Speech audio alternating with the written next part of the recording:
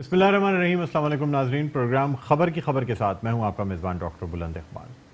नाज़रीन, सबसे पहले बात करना चाहेंगे बारिश के बाद कराची के अबतर हालात के हवाले से, और आपको बताना चाहेंगे कि केएमसी और सिंध हुकूमत जो है वो इस मामले में आमने सामने हैं। सईद गनी कहते हैं कि केएमसी को नालों की सफाई के लिए पैसे दिए गए थे, सफाई ना होने पर ज़िले इंतज़ामिया से पूछेंगे, लेकिन इस वक्त हमारा टारगेट इलाकों से पानी निकालना है और गुज़िश्ता साल के मुकाबले में इस साल पानी को कंट्रोल किया गया है। वफाकी वज़ीर अली ज़ैदी का सईद गनी से इस्तीफ़े का मुतालबा है, और उनका ये कहना है कि सईद गनी 2-3 रोज़ से रंग बिरंगी जैकेट पहनकर कराची में घूम रहे हैं, लेकिन लोगों के मसाइल हल नहीं हो रहे हैं। इसके अलावा नाज़रीन, आज एक दूसरी अहम डेवलपमेंट ये है कि यानी कुंवर नवीद जमील मुत्तहिदा कौमी मूवमेंट पाकिस्तान की जानिब से और फैसल सब्ज़वारी ने एक कंबाइंड प्रेस कॉन्फ्रेंस की, जिसमें ये कहा गया कि कराची को प्लानिंग के साथ जो है उसको तबाह किया गया और कराची से सही सलूक नहीं रवा रखा जाता, कराची जो है वो बेहाल होता जा रहा है। फिर ये भी कहा गया कि जो लोग करंट लगने से जाँ बहक हुए हैं उनके लवाहिकीन अदालत जाएँ, जो अदालत का ख़र्चा है वो मुत्तहिदा यानी जो कानूनी मुआवनत है वो मुत्तहिदा कौमी मूवमेंट पाकिस्तान फराहम करेगी। आमिर खान का 18वीं तरमीम में तब्दीली का मुतालबा, फैसल सब्ज़वारी बोले बदकिस्मती है नाम नहाद जमहूरी और कानूनी मामलात का शिकार हैं और हुकूक़ पामाल किए जा रहे हैं। शहरी इलाकों के मसाइल हल करने के लिए आइन याद नहीं आता, सॉलिड वेस्ट कचरा नहीं उठा रही, इख्तियार भी ले लिया है और कराची को तोड़ने का ऑर्डर भी दिया गया था और अब इसे बनाने का ऑर्डर भी दिया जाए। बहरहाल ये तमाम बातचीतें यानी कि सिंध हुकूमत और केएमसी एक तरीके से आमने सामने नज़र आते हैं। और अगर हम पार्टीज़ के हवाले से बात करें तो पाकिस्तान पीपल्स पार्टी और मुत्तहिदा कौमी मूवमेंट पाकिस्तान और पाकिस्तान तहरीक इंसाफ जो है वो सिंध में अपोजिशन में मौजूद हैं, इस वजह से ये बराह रास्त टकराव नज़र आता है। इसी हवाले से गुफ्तगू करने के लिए हमारे साथ मौजूद हैं पाकिस्तान पीपल्स पार्टी के सीनियर रहनुमा हैं सेनेटर ताज हैदर साहब। हम इनसे गुफ्तगू करना चाहेंगे। अस्सलाम वालेकुम ताज हैदर साहब, आपको खुशामदीद कहते हैं प्रोग्राम खबर की खबर में। अस्सलाम वालेकुम जनाब। जी सर, मेरे लिए बड़े ऑनर की बात है आज आप प्रोग्राम में मेरे साथ बीपर पे मौजूद हैं, क्योंकि आप बहुत सीनियर सियासतदान हैं और ख़ास तौर पे कराची और बिलखुसूस पाकिस्तान पीपल्स पार्टी और इस सियासत को जितनी गहरी नज़र आप रखते हैं शायद कोई और कराची का सियासतदान ना रखता हो। सर मेहरबानी आपकी। अच्छा सर, ये आपसे पूछना चाहूँगा कि इस वक्त ये जो कन्फ्रंटेशन चल रही है सिंध हुकूमत और मुत्तहिदा कौमी मूवमेंट पाकिस्तान पाकिस्तान तहरीक इंसाफ के साथ मिलके, सर ये कुछ अब मतलब दूसरी जानिब नहीं जा रही है सर? क्योंकि अगर सूबे के मामलात को चलाना है या जाहिर सी बात है कराची को एक अच्छी तरफ लेके जाना है, तो ये कन्फ्रंटेशन कुछ सर बढ़ती ही चली जा रही है।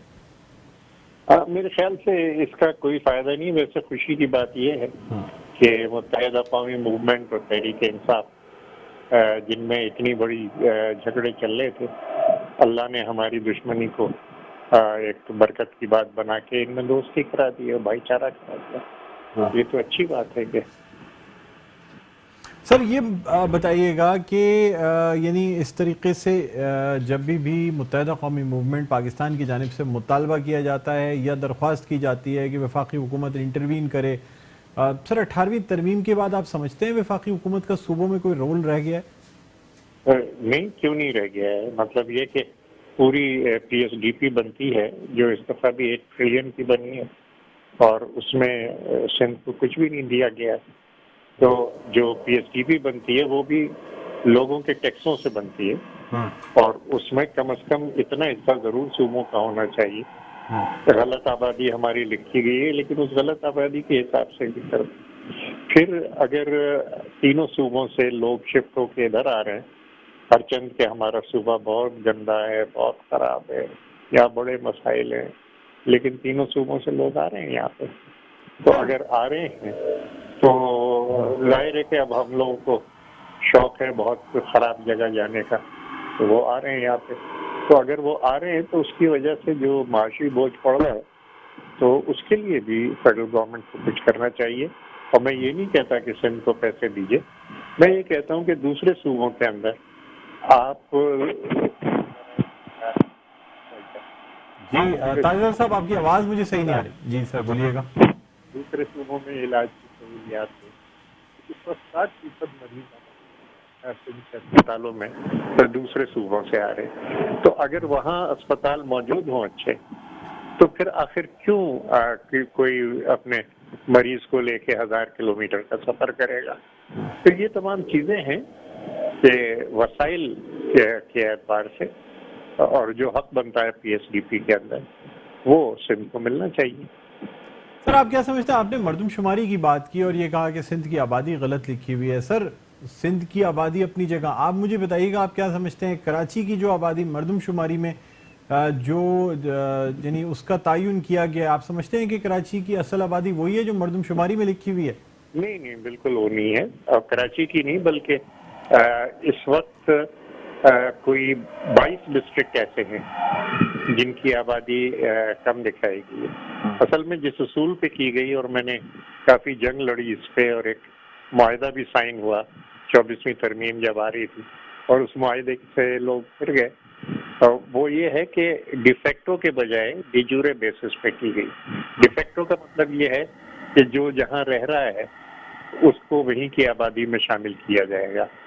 डिजूरे का ये मतलब है कि जिस ओरिजिनल जिसका जो सूबा है, यानी कोई पख्तून आया है या सराइकी आया है, पंजाबी आया है, बलोच आया है, तो वो रहेगा यहाँ, लेकिन वो उस सूबे की आबादी में शुमार होगा जहाँ से वो आया है। सर वो जो एक प्रेजेंट एड्रेस यानी मुस्तकिल पता और जो एक टेम्परेरी एड्रेस होता है या हालिया जो प्रेजेंट एड्रेस कहलाता है, सर क्या उसकी वजह से ये आबादी का फर्क है कराची की, खासतौर पे अगर हम आबादी की बात करें तो? नहीं, तरीका ये है कि आपने खाना शुमारी कर ली, और खाना शुमारी बहुत आसान है, आप सैटेलाइट से भी मैप बना सकते हैं कि ये घर है, ये घर है, ये घर है। और बल्कि औरंगी पायलट प्रोजेक्ट ने ये बना के भी दे दिया है। हमारी जो परवीन रहमान शहीद थी, उन्होंने बहुत पहले ये काम किया था, उसको आप वक्तन फवक्तन अपडेट कर सकते हैं।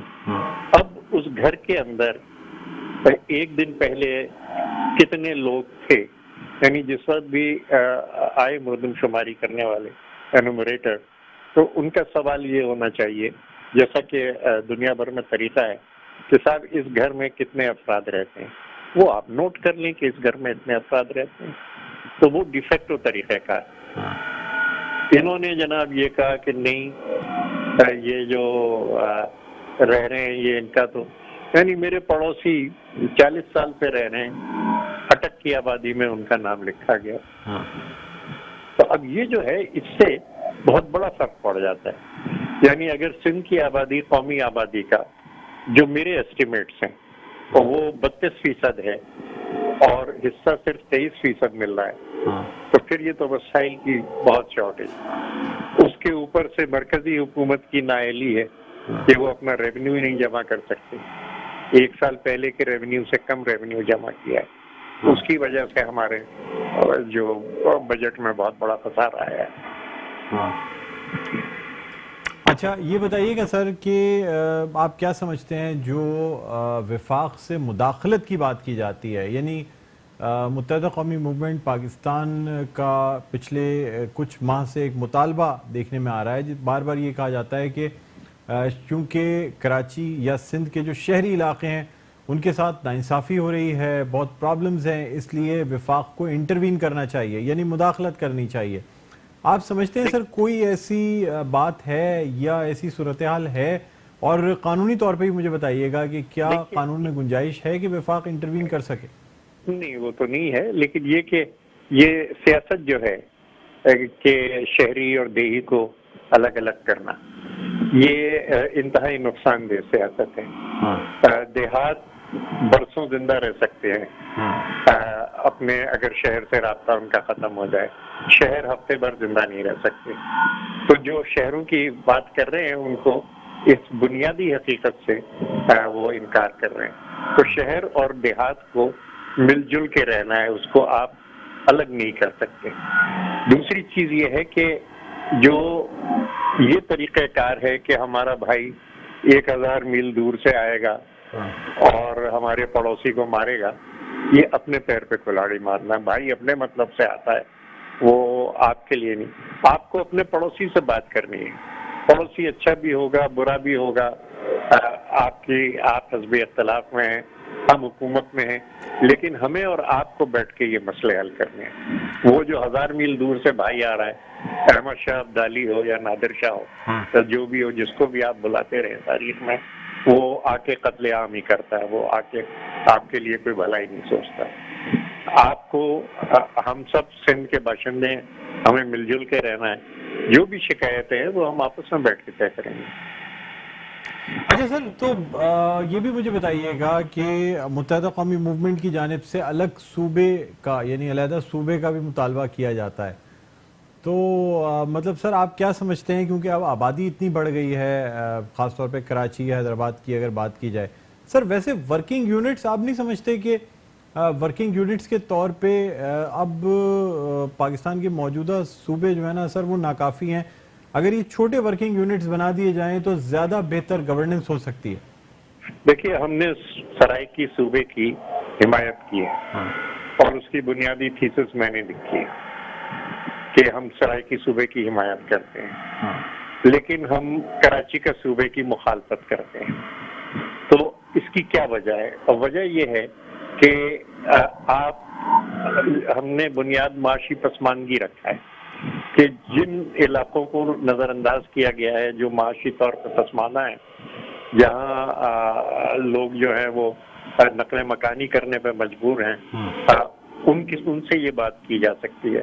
لیکن جہاں آپ کا ایجوکیشن ریٹ، اگر لٹریسی ریٹ 90% ہے، اور اگر آپ کے ایوریج انکم جو ہے وہ ملک میں سب سے زیادہ ہے، اگر ذرائع روزگار ہیں، اگر ہر ایک یہاں پہ آ رہا ہے روزگار کے لیے یا علاج کے لیے، یعنی امیر بھائی الگ نہیں ہو سکتا. امیر بھائی کو، غریب بھائی کو برابر لانے کے لیے یہ کچھ کرنا پڑتا ہے. اس میں یہ ہمارا فرض ہے اور یہ انسانی فرض ہے. سر یہ بھی آپ سے جاننا چاہوں گا، بات کی جو بات کٹ رہی ہے وہ بات بھی اہم ہے کہ دیہات جو ہیں وہ سینکڑوں سال سے گزارا کر رہے ہیں شہروں کے بغیر. شہر ہفتے بھر گزارا نہیں کر سکتے.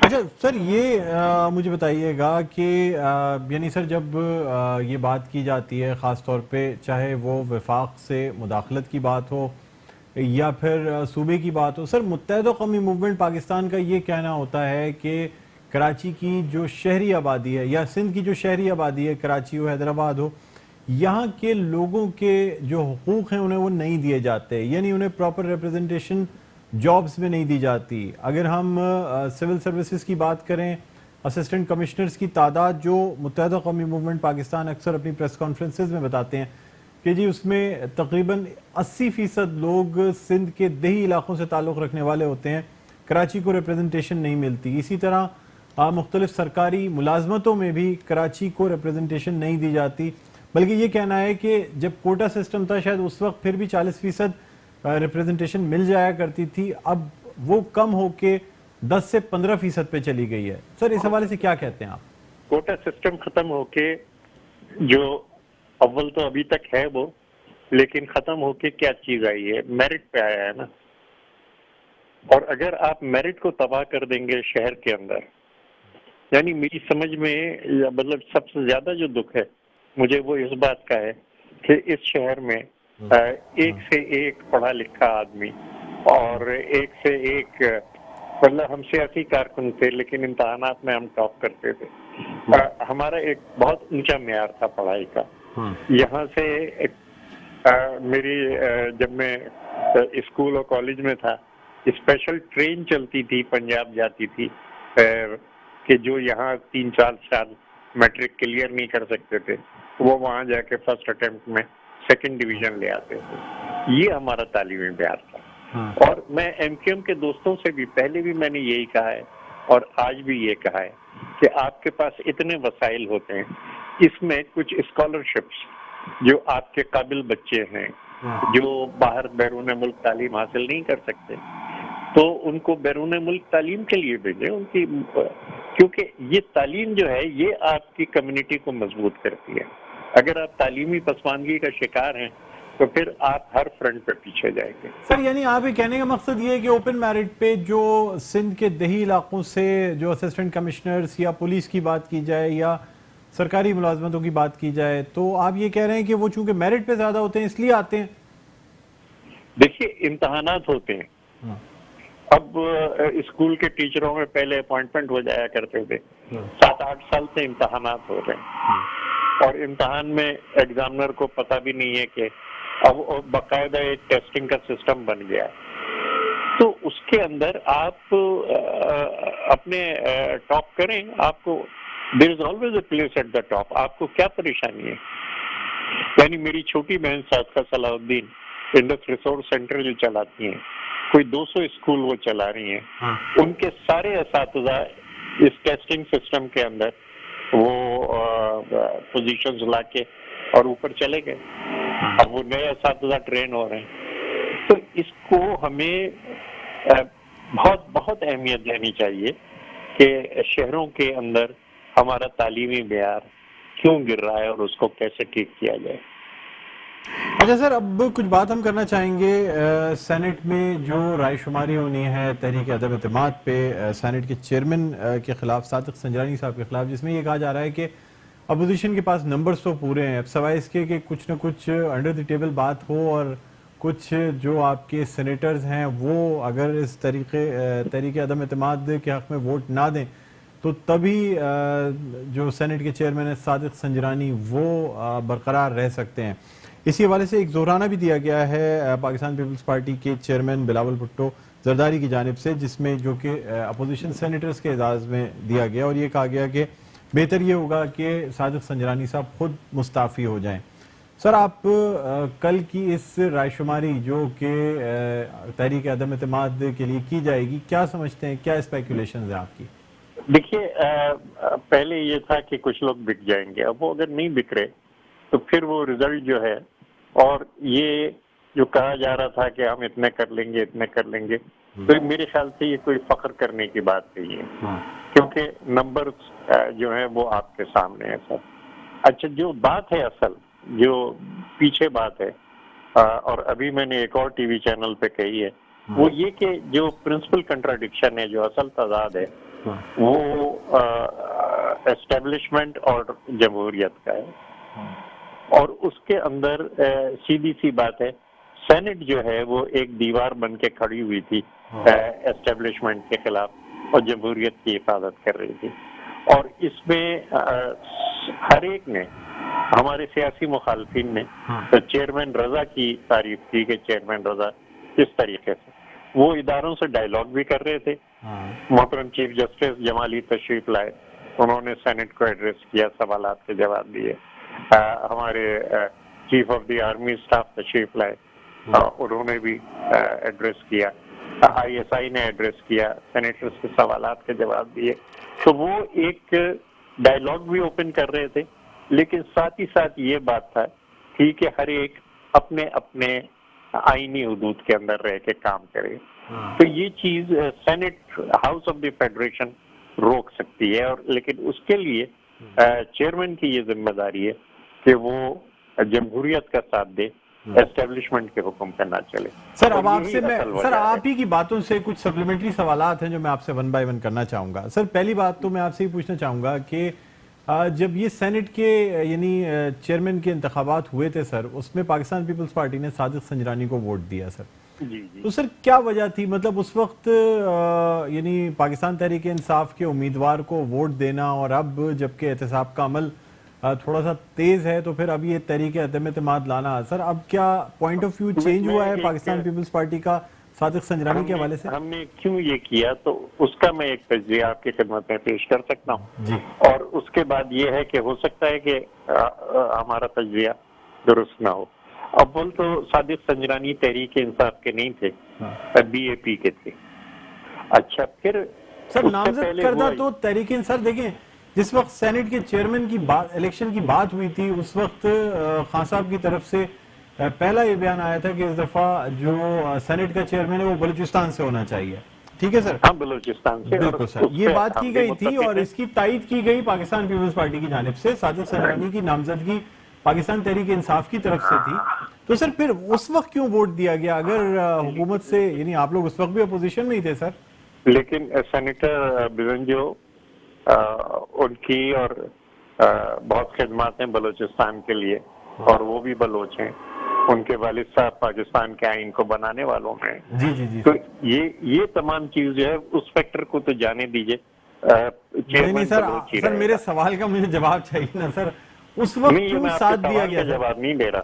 اچھا سر. میں آپ کے سوال پہ اپنا تجزیہ ایک پیش کرنا چاہتا ہوں. جی جی. کہ ہوا کیا تھا؟ ہوا یہ تھا کہ ایک مطلب اچانک ہمیں پتہ چلا کہ اسٹیبلشمنٹ نے پاکستان مسلم لیگ کے ممبر جو تھے وہ توڑ لیے، اور یہ چیز سیاست کے لیے انتہائی نقصان دہ تھی، اور وہ سارے کے سارے اسٹیبلشمنٹ نے توڑ لیے. اب ہمارے سامنے دو آپشن ہیں.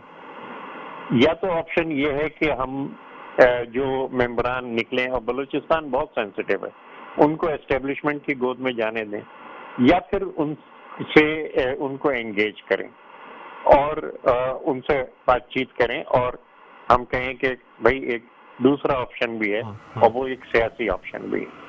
تو یہ ہم اس پہ گئے. ہمارا ایک بھی ممبر نہیں تھا بلوچستان کے اندر، لیکن ہم نے انگیج کیا ان لوگوں کو جن کو کہ اسٹیبلشمنٹ نے اپنی پارٹی سے ہٹایا تھا. اور پھر جس وقت کہ ان کی یہ ڈیمانڈ آئی کہ چیئرمین بلوچستان سے ہونا چاہیے، تو ہم نے کہا کہ بسم اللہ یہ کر لیجیے.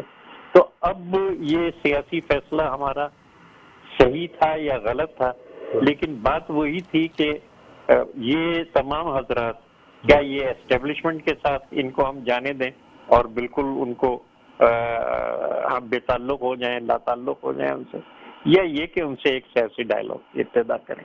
پریزیڈنٹ زرداری نے یہ فیصلہ کیا. جی سر، آپ نے سر بالکل صحیح تجزیہ پیش کیا. میں اس پہ کوئی کمنٹ تو نہیں کر سکتا، نہ چینل یا چینل کے ہوسٹ کا اس رائے سے کوئی تعلق نہیں ہے. سر آپ سے ایک لاسٹ سوال میں کرنا چاہوں گا کیونکہ وقت محدود ہے. سر جس وقت یہ سینٹ چیئرمین کے الیکشن کی بات تھی سر، اس وقت ایک نام اور بھی تھا، یعنی وہ میاں رضا ربانی، جو کہ آپ کی پارٹی سے جن کا تعلق تھا، اور پاکستان مسلم لیگ نواز کی جانب سے، بلکہ اس وقت کے سربراہ کی جانب سے یہ ڈائریکٹ اسٹیٹمنٹ بھی دیا گیا تھا کہ اگر میاں رضا ربانی پاکستان پیپلز پارٹی کے سینٹ کے چیئرمین کے امیدوار ہوتے ہیں تو پاکستان مسلم لیگ نواز انکنڈیشنل ووٹ دے گی. سر یہ بات تو کلیئر تھی سر، لیکن اندر کی خبریں کچھ اور ہیں سر. شاید میاں رضا ربانی صاحب سے کچھ لوگ خوش نہیں تھے، جس کی وجہ سے انہیں سینٹ چیئرمین کے لیے نامزد نہیں کیا گیا تھا. سر میاں رضا ربانی کی جو حمایت ہو رہی تھی وہ ان کی پرفارمنس کی وجہ سے. جی جی جی سر. اور ظاہر ہے کہ ہمارے چیئرمین تھے وہ، اور ایک طریقے سے وہ جو بھی کوئی کام ہوتا تھا، یہ ہوتا تھا، تو اس میں مجھے یاد رکھتے تھے کہ تاج بھائی ذرا سا یہ دیکھ لیجیے. لیکن ٹکٹ نہیں دیا گیا نا سر چیئرمین شپ کا. لیکن یہ جو ہے نا معاملہ، یہ وہی ہے. اچھا سر. کہ ہم اپنے کینڈیڈیٹ کو پیچھے ہٹا دیتے ہیں تاکہ یہ بات نہ ہو کہ جی ہماری کوئی غرض تھی یا کوئی اس قسم کی بات تھی. لیکن یہ کہ سینیٹر رضا ربانی ایک بہت معزز و محترم ہے، اور اپنی پرفارمنس کی بنیاد پہ، اپنے اصولوں اور ایمانداری کی بنیاد پہ محترم ہے. ٹھیک ہے سر، بہت شکریہ. سینیٹر تاج حیدر صاحب، سینئر رہنما پاکستان پیپلز پارٹی، ہمارے ساتھ بیپر پر موجود تھے. بہت شکریہ آپ کے وقت دینے کا. ناظرین یہاں ایک چھوٹا سا وقفہ لینا چاہیں گے، وقفے کے بعد دوبارہ آپ کی خدمت میں حاضر ہوتے ہیں. دیکھتے رہیے پروگرام خبر کی خبر.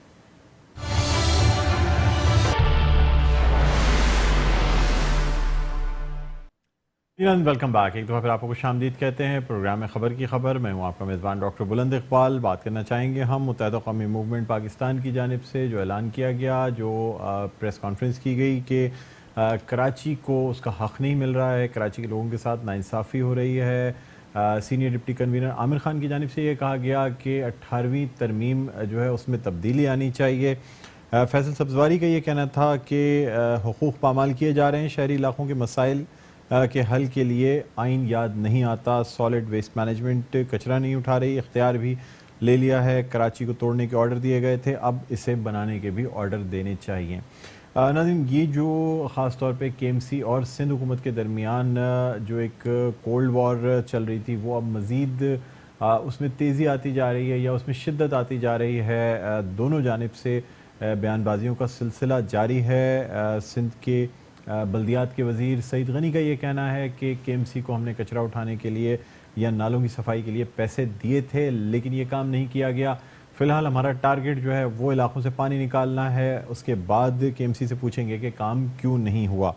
اسی طرح پاکستان تحریک انصاف کے وفاقی وزیر برائے بحری امور کا یہ کہنا تھا کہ سعید غنی صاحب سے انہوں نے استعفے کا مطالبہ کیا ہے، اور ان کا یہ کہنا ہے کہ لوگوں کے مسائل جو ہیں وہ حل نہیں ہو رہے، نہ کچرا اٹھایا جا رہا ہے نہ پانی نکالا جا رہا ہے۔ بہرحال ناظرین، یہ جو ہے ایک طویل بحث اس بات پہ چل رہی ہے کہ اختیارات جو ہیں وہ یعنی جو بلدیاتی ادارے ہیں اسے میئر کے انڈر میں ہونا چاہیے یا سندھ حکومت کے انڈر میں ہونا چاہیے۔ اسی حوالے سے گفتگو کرنے کے لیے ہمارے ساتھ موجود ہیں متحدہ قومی موومنٹ پاکستان کے سینئر رہنما جناب امین الحق صاحب۔ السلام علیکم امین بھائی، آپ کو خوش آمدید کہتے ہیں پروگرام خبر کی خبر میں۔ ہماری لائن یعنی جو رابطہ ہے وہ منقطع ہو گیا ہے، ہم دوبارہ رابطہ قائم کرنے کی کوشش کر رہے ہیں اور جاننا چاہیں گے متحدہ قومی موومنٹ پاکستان کا موقف، جو ان کا کہنا ہے کہ 18ویں ترمیم میں تبدیلی ہونی چاہیے اور سندھ کے جو شہری علاقے ہیں ان کے مسائل حل ہونے چاہیے، اور کس طرح سے جو یعنی مختلف اختیارات ہیں جو کہ سندھ حکومت کے پاس ہیں، اس لیے ان کا یہ کہنا ہے کہ وہ اختیارات اگر میئر کراچی کو دیے جائیں تبھی کراچی کے مسائل حل ہو سکتے ہیں۔ اسی طرح فیصل سبزواری نے بھی کافی سخت الفاظ میں مذمت کی ہے جو اس وقت بارش کے بعد کراچی کے حالات ہیں، جو یعنی اگر ہم سڑکوں پر پانی کی بات کریں یا نالوں کی صفائی کی بات کریں، انڈر پاسز 2 دن تک کراچی کے مختلف انڈر پاسز بند رہے ہیں، پھر ساتھ ہی ساتھ مختلف شاہراہیں جو ہیں جسے ریکارپٹ کیا گیا تھا یا جو شاہراہیں بنائی گئی تھیں ان میں بھی کافی نقائص آئے ہیں، کچھ بڑی شاہراہیں مصروف ترین شاہراہیں جو ہیں وہ بھی کئی جگہوں سے دھس بھی گئی ہیں اور وہاں جس کی وجہ سے ٹریفک جام بھی رہا ہے۔ تو ناظرین، بہرحال کراچی کے شہری علاقوں کے حقوق کے حوالے سے متحدہ قومی موومنٹ پاکستان کا ماضی میں بھی یہ مطالبہ آتا رہا ہے کہ چونکہ ناانصافی ہوتی ہے کراچی کے یعنی سندھ کے جو شہری علاقے ہیں ان کے ساتھ، تو اس لیے وفاق کو انٹروین کرنا چاہیے، وفاقی حکومت کو مداخلت کرنی چاہیے اور جو سندھ کے شہری علاقے ہیں ان لوگوں کے حقوق کا تحفظ کرنا چاہیے۔ حالانکہ اگر آئین کے حساب سے دیکھا جائے تو ذرا مشکل کام ہے، اس لیے کہ 18ویں ترمیم کے بعد صوبے خود مختار ہیں، وہ اپنی گورننس میں خود مختار ہیں، اپنے فنڈز میں خود مختار ہیں۔ وفاق جو وفاقی طور پہ جو ٹیکس کلیکشن ہوتی ہے اس میں سے صوبوں کو حصہ ضرور دیا جاتا ہے، لیکن ڈائریکٹ جو انٹروین کرنا ہے وہ شاید اب وفاقی حکومت کی جانب سے اس طرح ممکن نہیں ہے۔ بہرحال بار بار یہ مطالبہ کیا جاتا ہے، اسی حوالے سے ہم گفتگو کرنا چاہیں گے۔ ہمارا رابطہ بحال ہو گیا ہے متحدہ قومی موومنٹ پاکستان کے سینئر رہنما جناب امین الحق۔ السلام علیکم امین بھائی، آپ میری آواز سن سکتے ہیں؟ جی ڈاکٹر صاحب، بالکل جی، خوش آمدید کہتے ہیں سر آپ کو پروگرام میں۔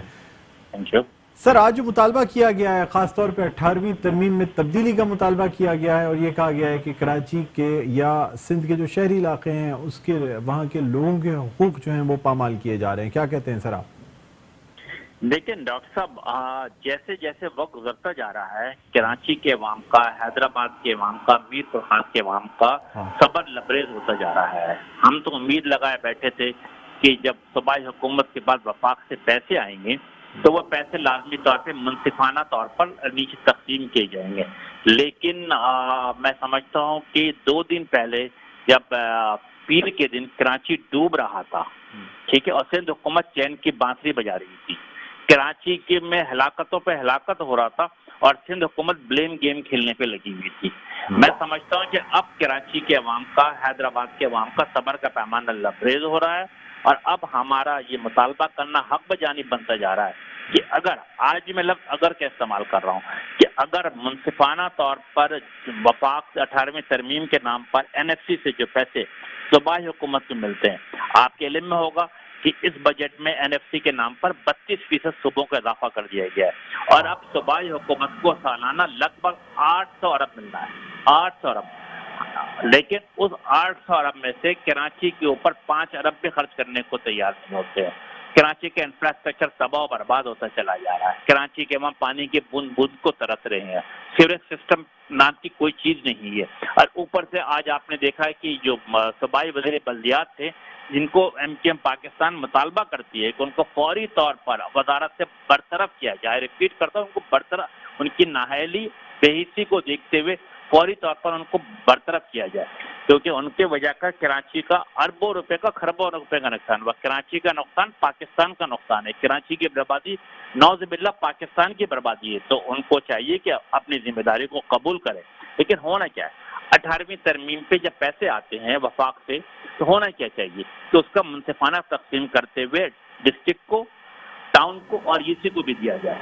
लेकिन सूबाई हुकूमत क्या करती है कि जो पैसे वफाक से आते हैं वो चीफ मिनिस्टर हाउस में अपने जेबों में डालते हैं और फिर कभी लाड़काना के नाम पर, कभी शिकारपुर के नाम पर, कभी बदीन के नाम पर पैसे लेते हैं, लेकिन उन इलाकों को भी खंडरात में तब्दील करते जा रहे हैं। इसका मतलब पैसे करप्शन के नजर हो रहा है, बैड गवर्नेंस के नजर हो रहा है।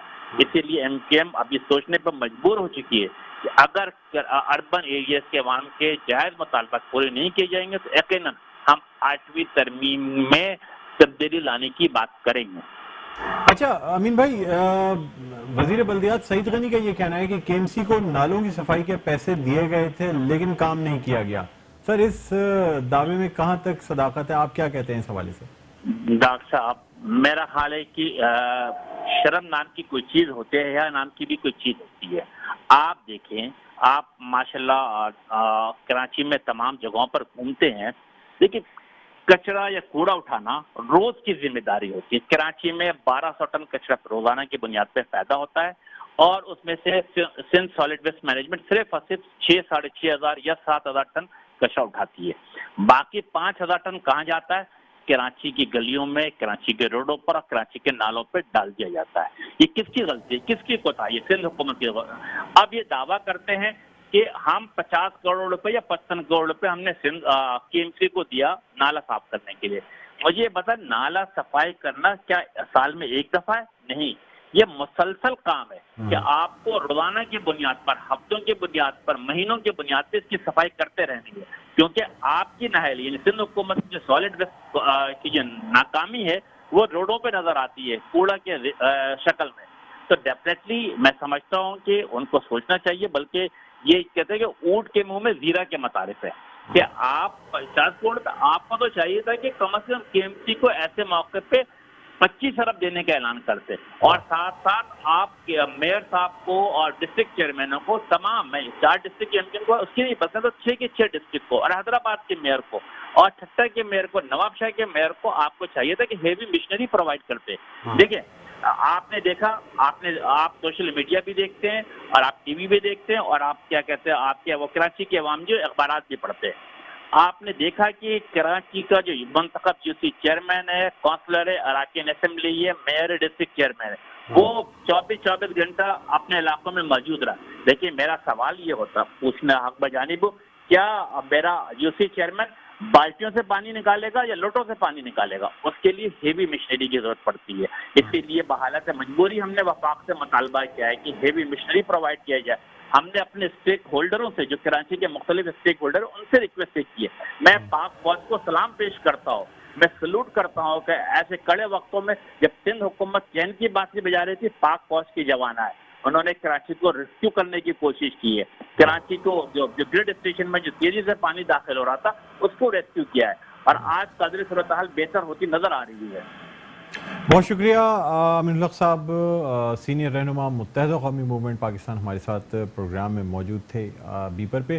और नाज़रीन, इनका कहना यही था कि केएमसी को जिस कदर फंड्स मिलने चाहिए या एनएफसी के तहत जो सूबों को फंड्स मिलते हैं उनकी मुनसिफाना तकसीम होनी चाहिए, जो कि डीएमसीज़ और केएमसी को होनी चाहिए, ताकि इलाक़ों में ग्रास रूट लेवल पर काम हो सके।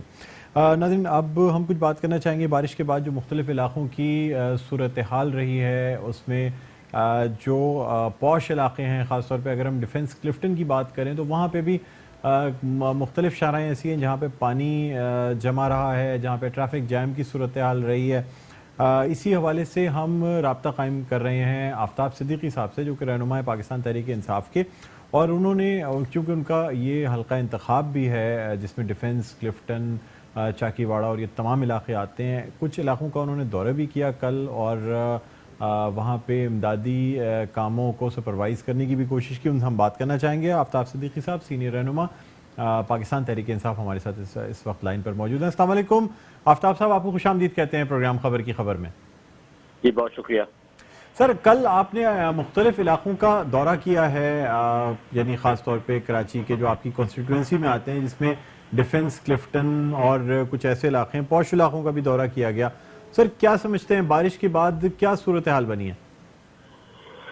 ڈاکٹر صاحب یہ تو ایکسپیکٹڈ تھا پاکستان پیپلز پارٹی کی گورنمنٹ، صوبائی گورنمنٹ سے، کہ جب بھی بارش آئے گی، کیونکہ کافی عرصے سے ہم یہ بتاتے آ رہے ہیں کراچی شہر ایک پسماندہ شہر میں تبدیل ہو چکا ہے، اور کسی بھی پسماندہ شہر سے اس کو کمپیئر کیا جا سکتا ہے، اور یہ بالکل ایکسپیکٹڈ تھا کہ نالے یہاں پہ بند پڑے ہوئے تھے، سیویج سسٹم ہے نہیں یہاں پہ، اسٹارم واٹر ڈرینیج پہ انکروچمنٹ ہو چکی ہے، لوکل گورنمنٹ اپنے وسائل کا رونا روتی ہے کہ ان کے پاس وسائل نہیں ہیں، سندھ گورنمنٹ کچھ کرنے میں انٹرسٹڈ نہیں ہے، ہمارے جو صوبائی وزیر بلدیات ہیں ان کو کچھ کام کی تمیز ہی نہیں ہے، اور جتنے صوبائی وزیر بلدیات آئے ہیں پیپلز پارٹی کے پچھلے 11 سال میں، سب کے سب کرپشن میں انوالو ہیں، اور ان کے نیب میں کیسز چل رہے ہیں.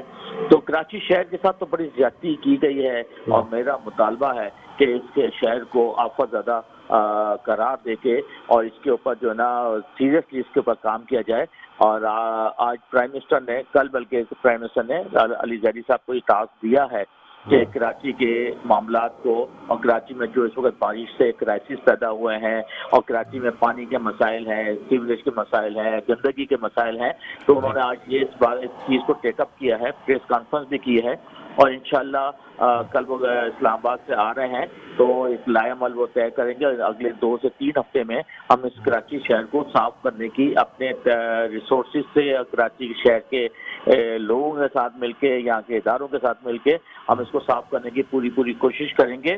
مگر آپ بھی سمجھتے ہیں 18 امینڈمنٹ کے بعد یہ کام گورنمنٹ کا ہے، گورنمنٹ کا آلٹرنیٹ بدل ہم نہیں ہو سکتے. کراچی شہر کو پچھلے 10-11 سال میں فیڈرل سے 3,500 ارب روپے ملے ہیں، اور وہ پیسہ کہاں گیا ہے؟ اس سے پہلے بھی کراچی شہر کو پیسے ملتے رہے ہیں. تو کراچی کو تو باقاعدہ نگلیکٹ کیا گیا ہے ہر لحاظ سے. آج سے 10-11 سال پہلے، ہمارا 20 اور 25 سال پہلے اگر ہم کمپیئر کریں تو کراچی شہر ایسا نہیں تھا. اس کو تو باقاعدہ پری پلان جو ہے بیکورڈ شہروں کے مقابلے پہ لایا گیا ہے، اور اس کی وجہ یہ ہے کہ پیپلز پارٹی کا یہاں پہ انٹرسٹ نہیں ہے. اچھا سر، یہ بھی آپ سے جاننا چاہوں گا کہ ڈیفنس کلفٹن کے جو علاقے ہیں وہاں پہ کے ایم سی اور ڈی ایم سیز یعنی بلدیاتی اداروں سے زیادہ جو کنٹرول ہے وہ کلفٹن کینٹونمنٹ بورڈ اور ڈی ایچ اے کا ہے. سر آپ یہ نہیں سمجھتے وہاں پہ اس قسم کی صورتحال ہونا ڈیفنس میں، کلفٹن میں، جو کہ آپ کی کانسٹیٹوئنسی کا میجر حصہ ہے، سر مطلب K M C D M C کے مقابلے میں آپ کیا کہتے ہیں کینٹونمنٹ بورڈ اور ڈی ایچ اے کی کارکردگی کو؟ دیکھیں، ڈی ایم سی اور کے ایم سی کی کارکردگی تو بالکل بھی نہیں ہے. 2 دن بارش ہوئی ہے، بارش بہت زیادہ نہیں ہوئی ہے کہ ڈیفینس میں 50 ملی میٹر بارش ہوئی ہے. اس میں فرسٹ ڈے منڈے اور ٹیوزڈے کل شام تک خاصے خراب حالات تھے ڈیفینس میں، مگر آج صبح ڈیفینس صاف ستھرا تھا، پانی نکل چکا تھا، اور ان کی کچھ اسپاٹس ہم نے خود نوٹس کیے ہیں جو سی بی سی کے ساتھ ہماری بالکل کانٹیکٹ میں رہے ہیں. ہم، میری پوری ٹیم، میرا ایم پی اے شہزاد، خرم شہزمان، رمضان گھاٹی، سب ہم اپنے ایریے میں متحرک رہے ہیں، اور جہاں جہاں کمپلینس تھی، زیادہ کمپلینس جو آئی ہیں وہ کہ الیکٹرک کے حوالے سے آئی ہیں. اٹس ویری انفارچونیٹ کہ پہلی دفعہ کافی عرصے کے بعد جو ہے کہ الیکٹرک کی اس قسم کی پرابلمس آئی ہیں. 36 گھنٹے بجلی نہیں تھی، اور اس کے کئی ریزنس ہیں. کچھ ٹیکنیکل ریزنس ہیں جس کے اوپر آج میں نے خرم شیخ زمان اور کچھ ایم پی ایس نے پریس کانفرنس کی ہے، اور ایک اور بھی میں اپنے تمام کراچی کے ایم پی ایس کا بڑا مشکور اور شکریہ ادا کرنا چاہتا ہوں. سب آن گراؤنڈ تھے، لوگوں کے درمیان تھے، پانی میں فلڈ میں تھے. تو ہم نے کے الیکٹرک کے حوالے سے بھی یہ بات کی ہے کہ ایک تو ان کا آڈٹ ہونا چاہیے، ان کے تمام پولز کے ساتھ ارتھنگ ہے یا نہیں ہے. یہ 21 جانیں گئی ہیں کراچی شہر میں، کچھ کے الیکٹرک کی وجہ سے گئی ہیں، اور کچھ لوگوں کے اپنے ایشوز ہیں کہ کہیں کسی نے کنڈا لگا دیا. آج میں پی ایس 109 میں صبح وزٹ پہ گیا تھا تو وہ پتہ چلا وہاں پہ ایک خاتون کا رات کو انتقال ہوا.